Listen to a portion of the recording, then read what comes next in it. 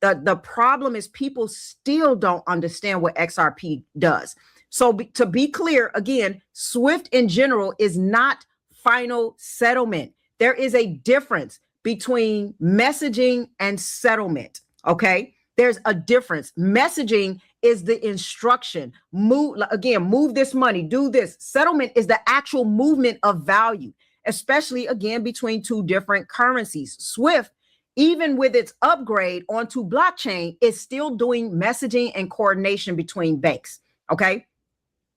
And again, XRP does something totally different. It provides the liquidity to actually move value between currencies, all right, without the pre-funded accounts. And I'm saying this because I need you to really get it. Let me give you an example so you can really get why these are not even the same thing. I don't even understand how people can communicate in the same sentence, SWIFT and XRP, as if they do the same thing.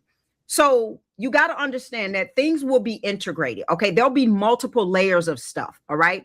So think about this. I'm going to give you something. If you don't have a plan ready to be a lottery, yeah.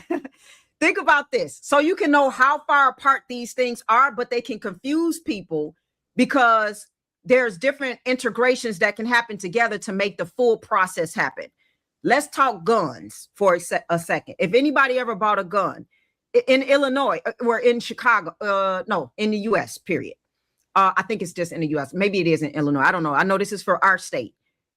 If you walk into a gun store and you purchase a gun, say you purchase a Smith Wesson MP 2.0, right? You purchase it. It don't matter what gun, y'all. It could be a CZ, whatever. If you walk into the store to buy a gun, in my state, you have to wait 72 hours after purchasing the gun to get the gun. And I guess that's because, I don't know, maybe somebody got a plan in place or whatever, and they just got to have a delay there. I don't know. Okay. But there's a delay. You still cannot get that gun for 72 hours. Okay. And you have to go through a background criminal check. Okay. And actually, anybody who have I don't want to say registered gun, it's your right. Anybody who is walking around with a gun, you are getting a criminal background check every day.